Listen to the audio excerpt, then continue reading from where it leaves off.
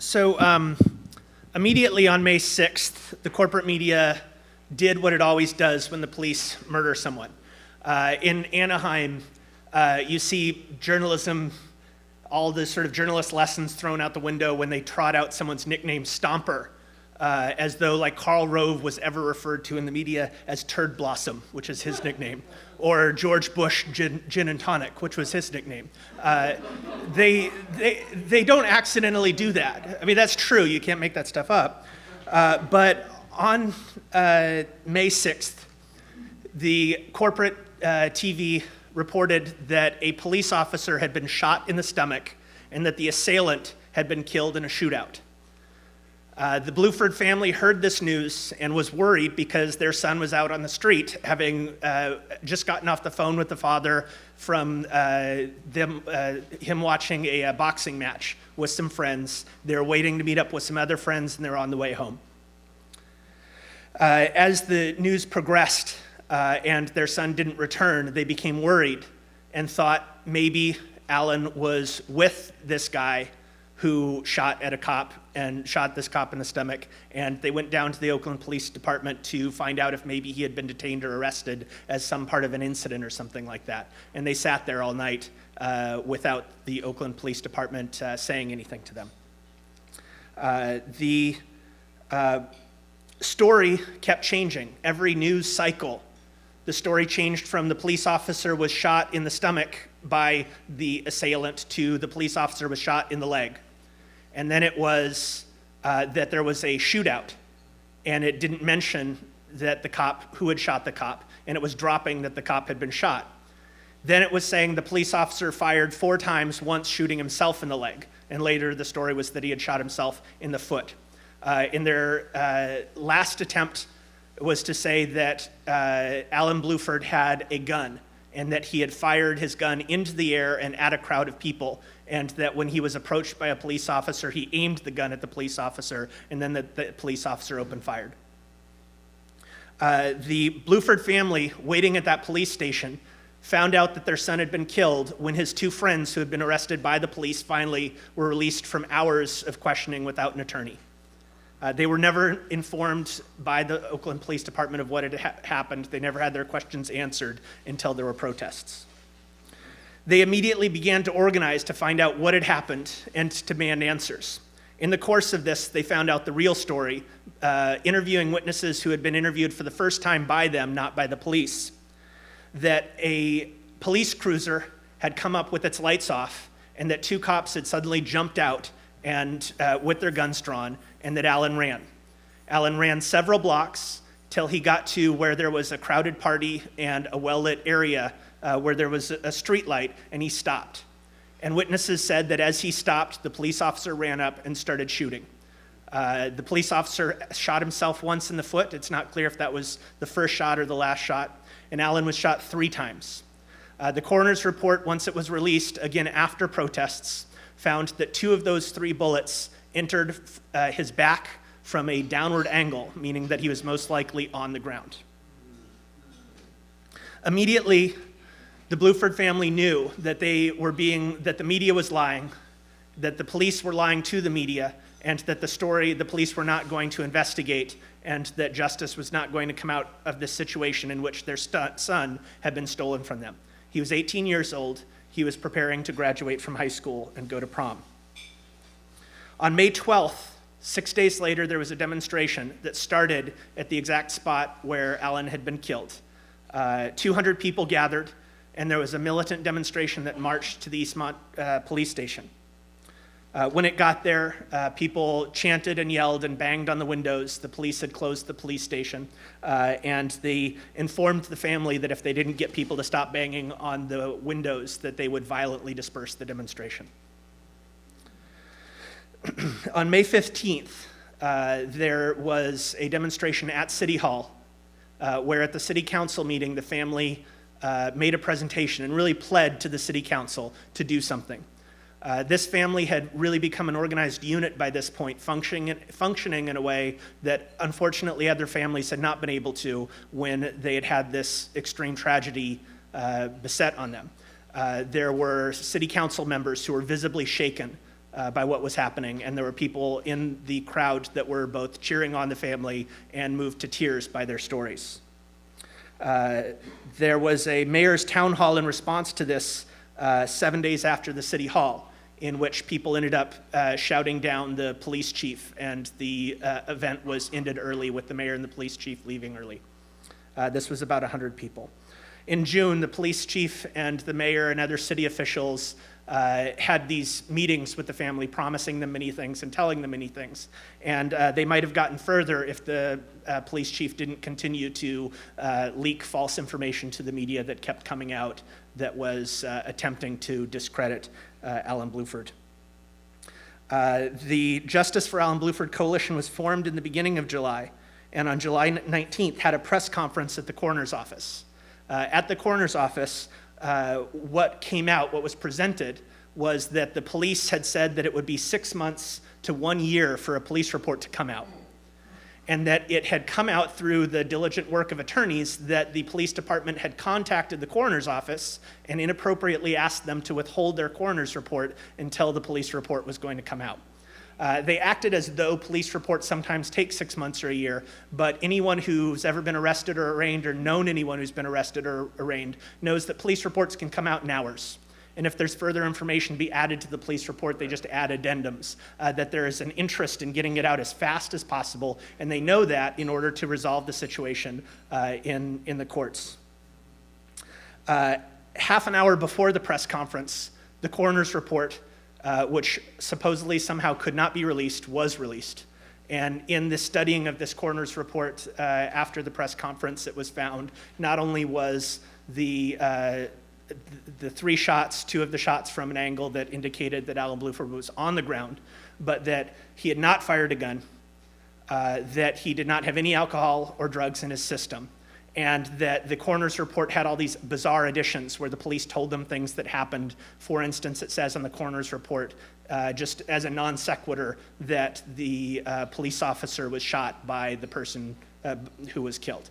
And of course, that contradicting the fact that there was no gunpowder residue on his hands. But this was not, the coroner wasn't examining the police officer, he was examining this person. And so the police just told the coroner a few things, and they just dutifully added them into the coroner's report. There was, in this ongoing attempt to organize the community, which there's just this limitless reservoir of frustration and one anecdote after another of violent racist police conduct towards people in this neighborhood, of course, in particular, but in general, in the black community, in general, towards poor and working class people all over the country. There was a barbecue July 21st, where over 300 people attended. And it was really an amazing event, both a social and a political one, where there was a speak out, there was performances. One of Alan Blueford's cousins, I think she's 17, has written a hip hop song demanding justice for Alan Blueford, and she performed that. July 27th, about 200 people marched in solidarity with the people protesting in Anaheim. This was not an action of the Justice for Alan Blueford Coalition as such, but a lot of the people in the coalition were there. It marched from 14th and Broadway in Oakland to the police station, going past the police station to a bar where the police hang out and get drunk after they get off duty or before they get off duty. It smashed out some of the windows and marched back to 14th and Broadway. July 31st was the Justice for Alan Blueford demonstration, where about 200 people gathered at 14th and Broadway, marched over to City Hall and presented the mayor and the city council with pink slips. There was supposed to be a city council meeting, but they canceled it so everyone could start their August vacation early. And there was a request by the family of Justice for Alan Blueford for the mayor or city council members to attend the demonstration. Since they had had a planned meeting up until 2 weeks earlier anyway, they should be uncommitted, and none of them showed up. So that's where we stand now. The Justice for Alan Blueford Coalition continues and meets again on Saturday. Sorry, what did I just do here? And in a very direct way, aside from the family, is a continuation of the forces brought together by Occupy Oakland, which were a direct descendant of the movement for justice for Oscar Grant. The family has brought together, and the East Oakland community that's been affected by this police murder have brought together residents that are unaffiliated with organizations, clergy who normally have not been that politically active but have been very personally moved by the situation, union leaders including the president of SCIU 1021, MC Hammer, Too Short, and E40, who are all family friends of the Blueford family. The focus of the coalition and the demonstrations that have happened have intentionally been extremely focused on this one person to say that we want to know the facts of this case as opposed to a broad, against every form of police violence, against every police murder that's happened. And so while there have been people part of the coalition who've spoken at demonstrations and so on and so forth, it's really clear this coalition is demanding justice for Alan Blueford, fire this cop, arrest the cop, investigate the situation, fire the chief of police for the lies, all of these things in order to try to bring the greatest possible pressure to bear in this one instance, hoping that a victory and a success in this arena will be contagious and affect the other murders that have happened. The two exceptions to this are that the family and the coalition are extremely concerned about the spread of stop and frisk, and that's been brought up, that this is a product of the police approaching every youth of color as a criminal. And that this is what happened to 3 kids who were coming from watching TV that were waiting for a friend on the street. They didn't have drugs, they didn't have weapons, they were standing there. And the police, on a call to another supposed crime that was in process, felt the need to stop, jump out with their lights out, and treat 3 18-year-olds as criminals. The other is the police officer's Bill of Rights, and that this is something that has really been a shield for the police, that it seems not that big of a deal when you read them on face value, almost a restating of rights that normal people should have anyway, but that it's been used as a way that police can get away with the most grotesque misconduct and not have it come to light to the public, that names are withheld so that when someone is killed or when someone's brutalized, they can't find out what cop did it, and that when police move from one place to another, they don't have a file that follows them that can show that this is someone who has a history of brutality or racism. So the investigation that proceeded from the movement found, this again wasn't the corporate media, it wasn't the police department, it wasn't the government, it was the people's movement, found that the police officer who had murdered Alan Blueford was Officer Miguel Masso. Officer Miguel Masso had come to Oakland after he had left the New York police force after there was a settlement against him where they badly brutalized someone who was in police custody. And so the police didn't formally kick him out. He had no charges brought against him, but there was a major civil settlement against the NYPD, and in the aftermath of that, he moved to the Oakland police force. He joined the New York police force in the aftermath of coming back from the war in Afghanistan.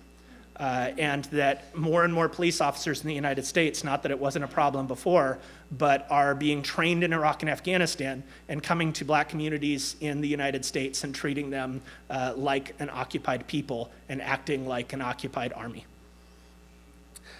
This is, again, in the same movement that has been more and more spotlighting individual police officers in the Oakland Police Department that one can say in the left, more radical opponents to racist police violence say it's not one bad apple. But talking about the bad apples is kind of interesting, because when you follow the bad apples, what you see is the bad apples get promoted and the bad apples end up in charge. And so rather than getting rid of a bad apple as being a course forward, really studying these bad apples has been a way for the movement in Oakland to see how police forces actually work. And so as radicals, we can talk in this rhetorical way or in this vague way about how police or police forces play a certain social role. But when you see it in action, and you know there's a name attached to it, that Masso did this, that Gonzalez did that Rollins did this, it matters. And you see that not in rhetoric, but in reality, that these are oppressive institutions. And so Patrick Gonzalez, who has killed 3 people and left a 17-year-old paralyzed, ended up being in charge of Oakland's dispersal, the Oakland Police Force's attacks on Occupy Oakland, despite the fact that he was at the center of an investigation of a botched attack on Lavelle Mixon, which resulted in 4 police officers being killed. And an investigation of that found that he, as the gung-ho person who wanted to go in guns blazing, got 4 other officers killed and himself shot in the shoulder. And that he was one of the most brutal cops in 2003 on the docks of Oakland when there was an anti-war demonstration where he had a gun and he was shooting people with wooden dowels, including longshore workers who were just standing by, one of those longshore workers ending up having surgery on his hand. So Patrick Gonzalez, rather than being sidelined or having to move to a different force like Masso did, Masso came into a police force where he saw Patrick Gonzalez referred to as Audie Murphy was his nickname, and Audie Murphy being one of the most, or the most decorated U.S. soldier in World War II. So the Oakland Police Department's nickname for their worst bad apple is Hero. And that's, Gary King was one of the 3 people Gary King Jr. was one of the 3 people killed by Patrick Gonzalez. And so now Patrick Gonzalez is implicated in the illegal violent suppression of Occupy Oakland, and who knows what else. This is all a continuation from the Oakland Police Department being put under federal jurisdiction for the Riders case that happened 15 years ago, and that despite the fact that there's growing scrutiny of the Oakland Police Department, despite the fact there's a growing movement against this police violence, the Oakland Police Department continues to dig in its heels and continues to celebrate its racist violence. That racist violence doesn't just come from the 60s and 70s that we hear about as far as being the birth of the Black Panther Party. It comes from an intentional policy where during World War II, when the shipbuilding industry was bringing large numbers of skilled Black workers into Oakland, the city intentionally, consciously, expressly brought Jim Crow white police officers from the South in order to, quote, control these Black people who are coming into Oakland. And that kind of environment has led to Oakland having a higher rate of police murder than California, even though California has a higher rate of murder by police officers than the rest of the country does, and the United States having a higher rate than most other industrialized countries.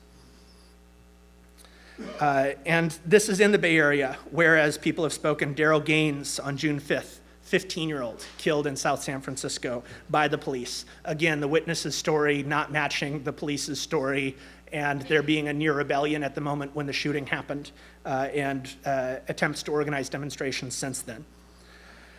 July 4th, Marshall Tobin, who's 44 years old, was the 4th person killed in less than 2 months in Vallejo. Vallejo has 115,000 people, and so if you do a little math there, you find that for that period, Vallejo had a rate of murder by police 240 times the national average. And that if you go back a few weeks before that, a police officer was killed, so-called in the line of duty. And so it raises the question, have the police declared open season on the residents of Vallejo because one of theirs was killed? Vallejo, 115,000 people, it's ridiculous to think that coincidentally 4 people would be killed by the police in 2 months. July 18th, Oakland resident Prelorn, I'm sure I'm pronouncing that wrong, was killed by the San Francisco Police Department in San Francisco after he was handcuffed. So while we have a coalition that's talking about justice for Alan Blueford that is working in Oakland, there has continued to be a desperate crying need for not only a Bay Area-wide, but a national movement against racist police murder.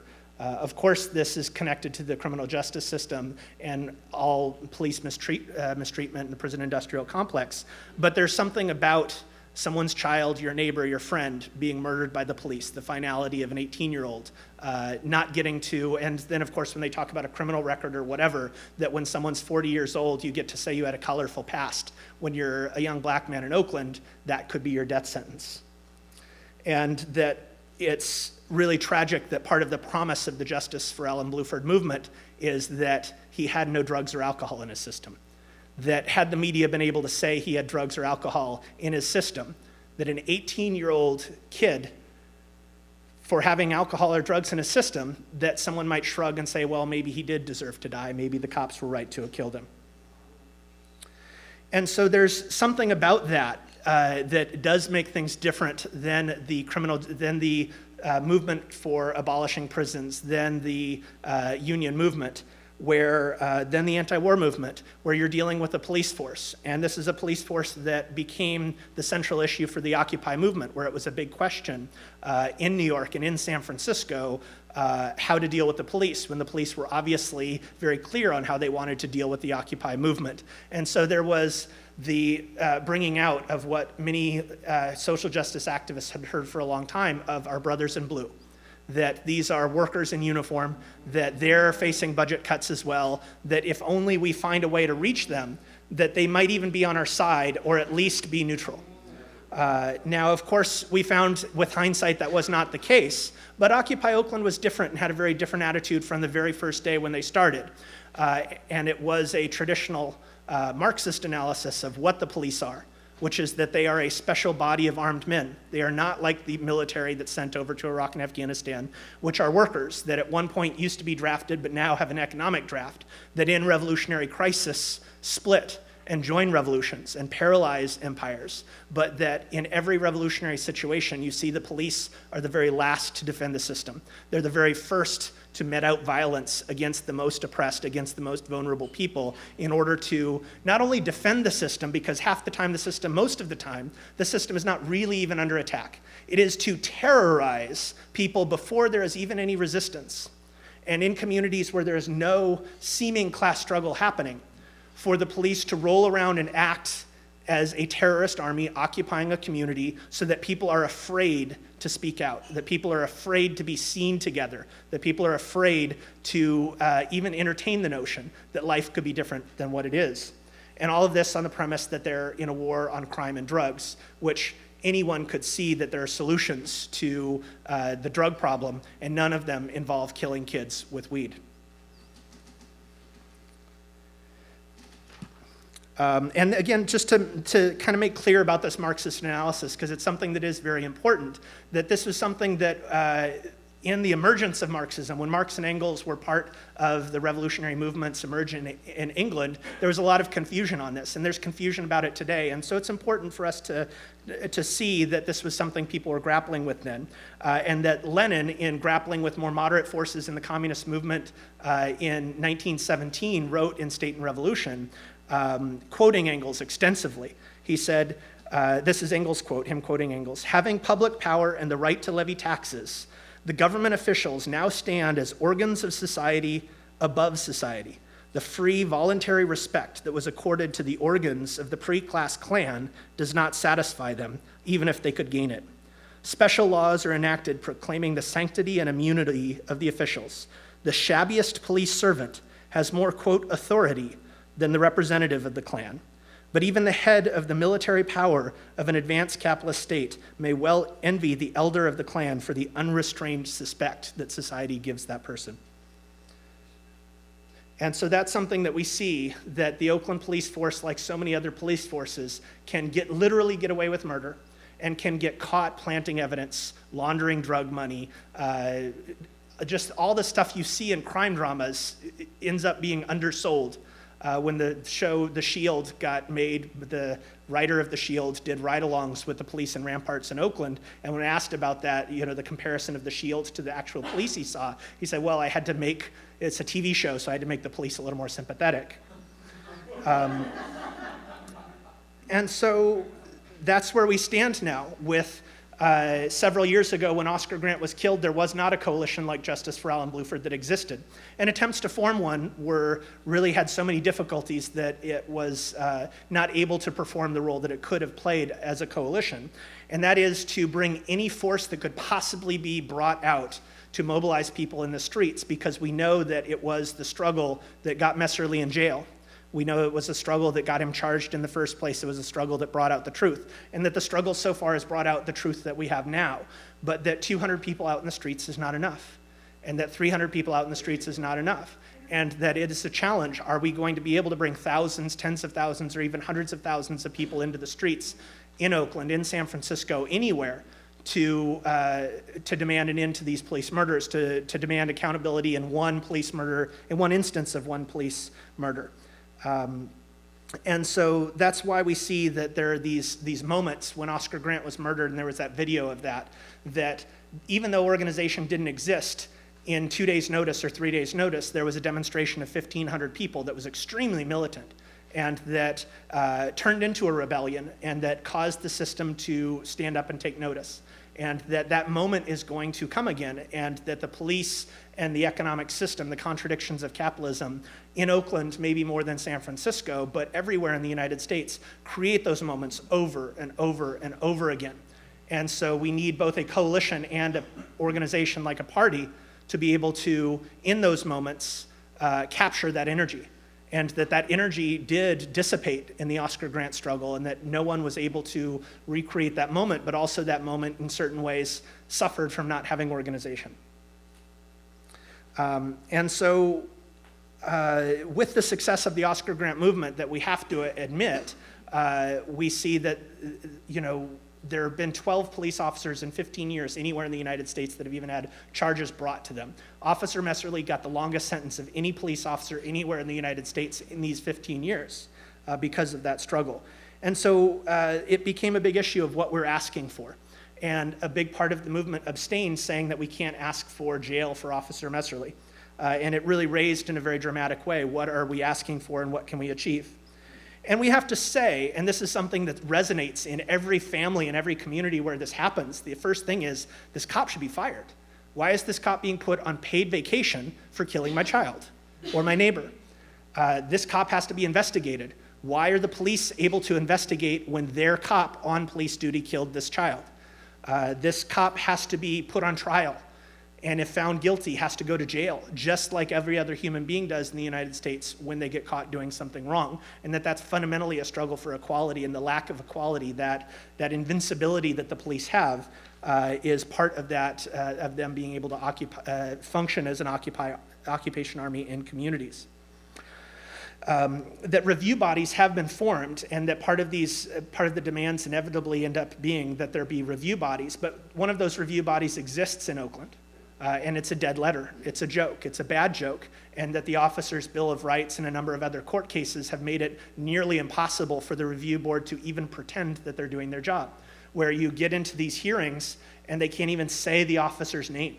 They're so intimidated that they're afraid to speak of the police department in a negative light while they're reviewing the police department for killing someone and then lying about it, to believe that body is able to make fundamental change is very difficult for people to go along with. And so at this point in Oakland, that's not something that really is resonating with people. People aren't banging on the door saying we want a review board or we want the review board to work. They're saying, fire this cop, arrest this cop, try this cop. The police chief lied, fire the police chief, investigate the situation, make sure these kind of things don't keep happening.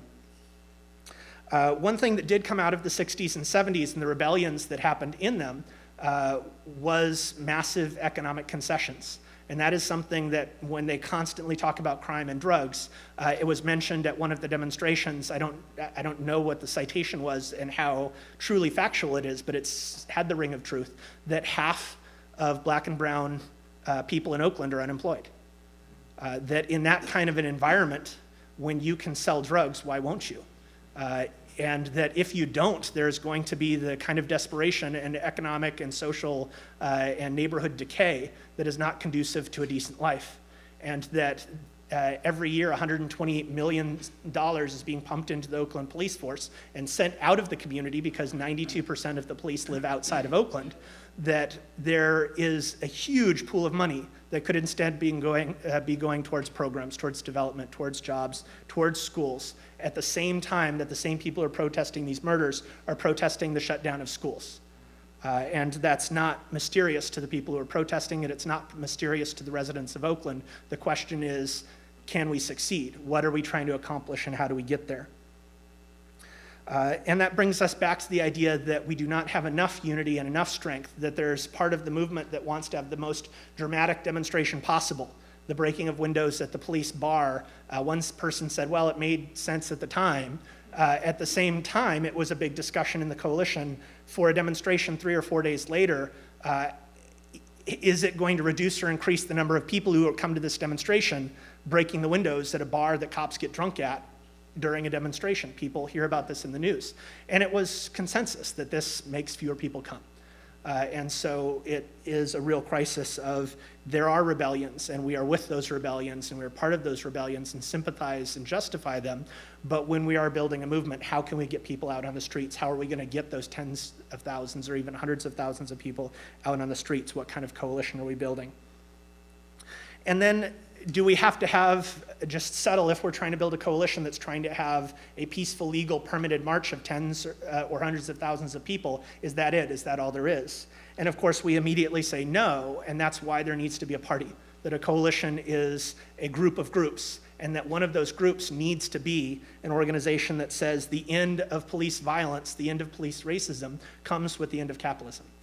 And that a review board and economic concessions, that a cop being sent to jail for a ridiculously short sentence does not end what's happening in Oakland, San Francisco, South San Francisco, anywhere in the United States, but that in fact, breaking the back of the police system, of the prison system, of the capitalist system in the United States is what's going to be necessary.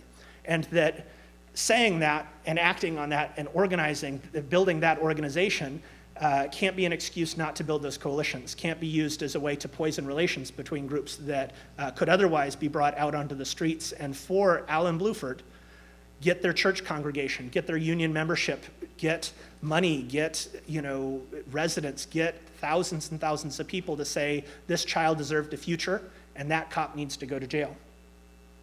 And in the context of this movement, not only are we our first priority to build that coalition, to strengthen that movement, but we also need to find the people who are not satisfied in building a coalition, demanding a police review board, demanding one cop to go to jail, but to find young people who in their rebellion realized that that was the future, that a revolution is what's going to fundamentally train things, to find those young people, to find those people who are maybe not quite as young, bring them into an organization that is able to train them, is able to be what an organization is, so that you don't have disparate groups of brand new people desperately trying to make the best of a situation they've been thrust into. And that is a party.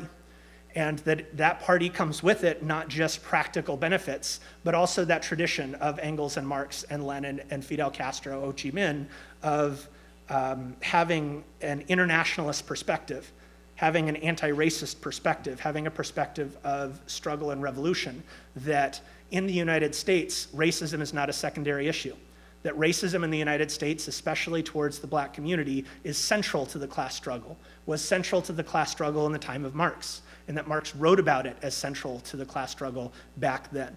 And that no one who believes in class struggle in the United States, no one who believes in revolution in the United States, can be anything but horrified, angered, and moved into action when the Oakland Police Department kills yet another unarmed young man. And that's what we'll continue to do.